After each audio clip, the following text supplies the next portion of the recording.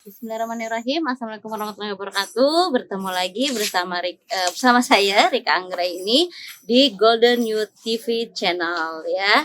Seperti biasa teman-teman, kalau melihat wajah saya gitu ya di video, berarti kita membahas apa? Iya betul. Kalau ketemu saya berarti kita akan membahas sebuah komik. Nah, di video kali ini kita membahas komik apa? Tada! Ini ya. Ini adalah komik yang akan kita review di video kita kali ini. Oke, sebelum saya mau mereview video review komik Menjadi Pemuda Hebat ini, yang pertama ya teman-teman jangan lupa like, subscribe, dan komen.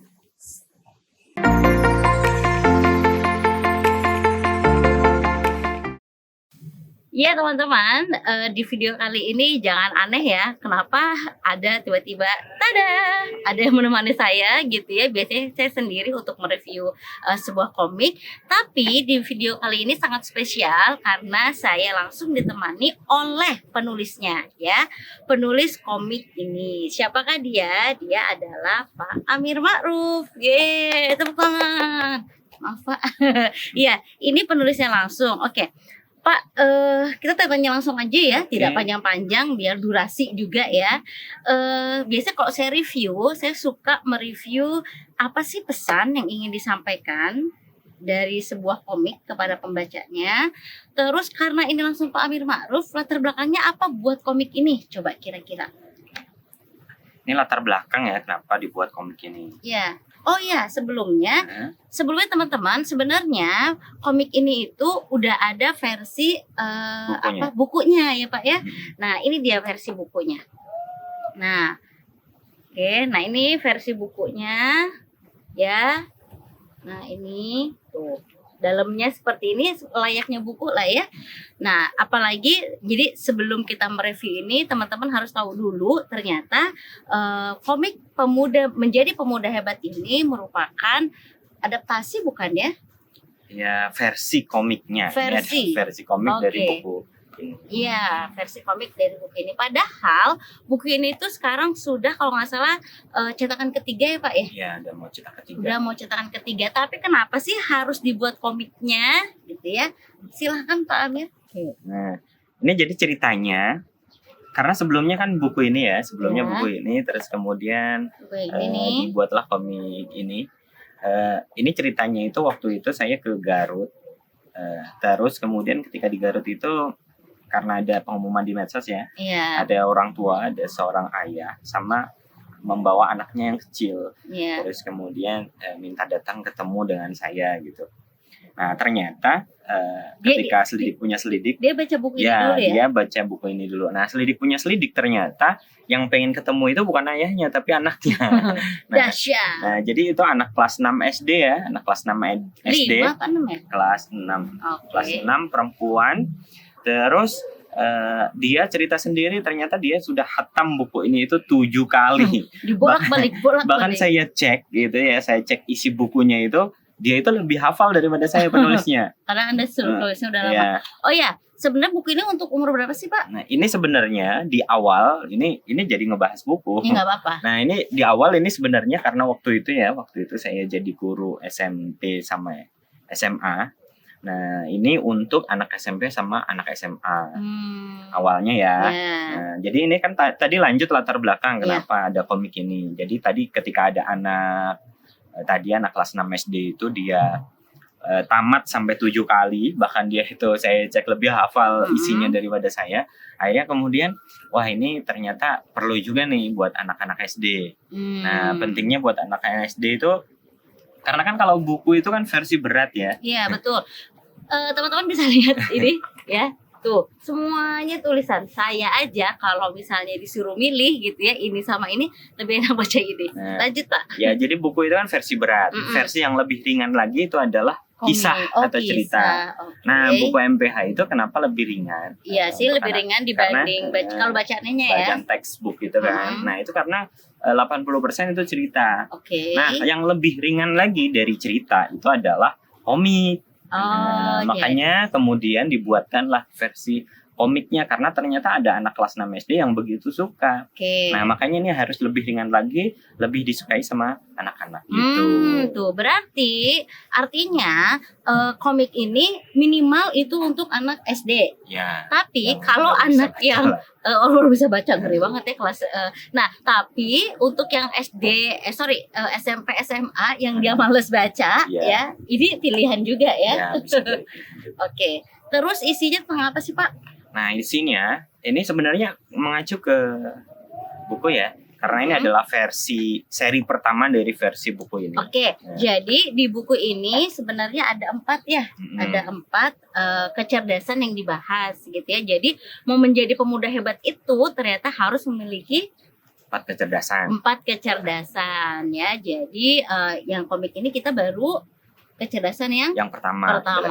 Oke, gimana Pak? Nah, jadi kan kalau kita pengen ngebangun sebuah bangunan yang megah, besar, luas, yang pertama kali dibangun oleh seorang ahli bangunan itu adalah pondasinya dulu kan ya. Betul, bukan atapnya, bukan dindingnya, tapi pondasinya dulu. Nah, buku ini banyak berbicara tentang pondasi. Jadi pondasi kecerdasan intelektual, pondasi kecerdasan emosional, pondasi kecerdasan fisik, dan pondasi kecerdasan spiritual. Nah, jadi ibaratnya ini itu adalah benihnya. Benihnya dulu ditanam, baru kemudian nanti ketika muncul pohon, muncul buah begitu. Jadi isinya hampir 80%, 80% itu kisah di sini. Kisah. Karena kalau kisah lebih gampang ngambil pelajarannya, gampang diterima, dan pelajarannya itu lebih masuk. Oke. Ini saya langsung aja review dalamnya Pak ya. Jadi ini sebenarnya tujuan dari seri pertama komik menjadi pemuda hebat kecerdasan intelektual ini yang ditanam jadi pondasi itu, jadi karakter itu. Pertama ini di sini disebutnya poin-poinnya ya, di sini ya.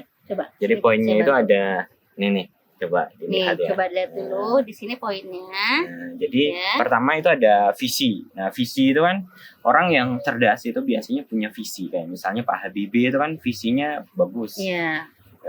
Ya rata-rata orang cerdas itu punya visi. Nah, visi itu sebenarnya puncak dari gunungnya saja. Yang tidak kelihatan itu kayak karakter-karakter yang harusnya ada pada orang-orang cerdas, orang-orang punya visi itu ada di poin-poin yang nanti akan ditanamkan. Jadi kayak misalnya meraih prestasi tertinggi, berani bermimpi. Rata-rata emang susah untuk menetapkan cita-cita yang tinggi, mengantisipasi masa depan.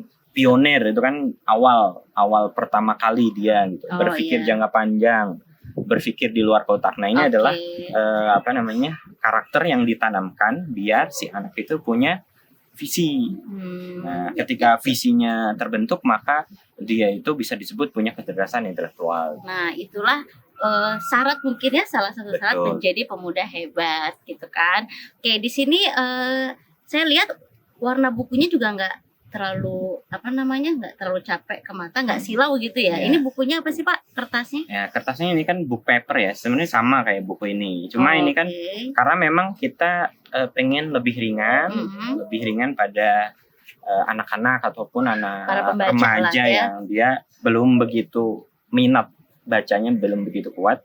Ini lebih ringan karena full color, kertasnya itu book paper, terus kemudian lembut sama mata juga, nggak lelah, dan karena kisah, jadi bacanya itu nggak capek gitu, jadi nggak kerasa lah baca ini tuh. Kalau saya pribadi ya 1 jam kurang biasa. Kalau komik pasti di 1 jam kurang, tapi pesannya nyampe.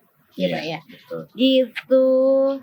Ya, jadi kalau teman-teman ada punya pertanyaan gitu kan, kalau misalnya ada yang masih mau ditanyakan tentang buku ini, ada yang mau disampaikan lagi Pak? Karena saya terbiasa review gitu doang Pak. Ya cukup sih. Jadi ya yang disampaikan sebenarnya ada di sini ya. Ada di sini, Ada di sini saja. Ini pesan dari komik ini yang ingin disampaikan, ditanam di anak-anak gitu kan. Karena anak-anak itu kan ibaratnya tanah yang sangat subur sekali ya. Mau tanamin apapun bisa tumbuh dengan sendiri. Kalau kita nggak nanam, ditanamin sama orang. Iya betul ya. Jadi ya ini kayaknya harus jadi buku pegangan orang tua Iya. atau mungkin sekolah ya, orang tua sekolah gitu ya, karena memang nanti dia semakin besar, pondasinya kalau nggak kuat gampang terombang-ambing gitu Iya, loh betul. maksudnya. Iya. Paling itu aja teman-teman. Kami tidak akan mereview banyak karena tinggal penasaran lagi ya untuk baca bukunya atau komiknya. Jadi kalau ada yang pertanyaan, ada yang masih penasaran ingin ditanyakan, teman-teman bisa langsung komen di bawah video kita. Nanti insya Allah akan kita bahas. Dan seperti biasa, kalau misalnya ada buku yang mau direview, teman-teman tinggal pesan, tulis di bawahnya. Ada lagi boleh disampaikan Pak mungkin? Cukup. Oke. Terima kasih yang sudah menyaksikan video kita. Seperti biasa jangan lupa like, subscribe, dan komen. Terima kasih Pak Amir sudah hadir di video Sama-sama. saya ya di Golden Youth TV. Assalamualaikum warahmatullahi wabarakatuh.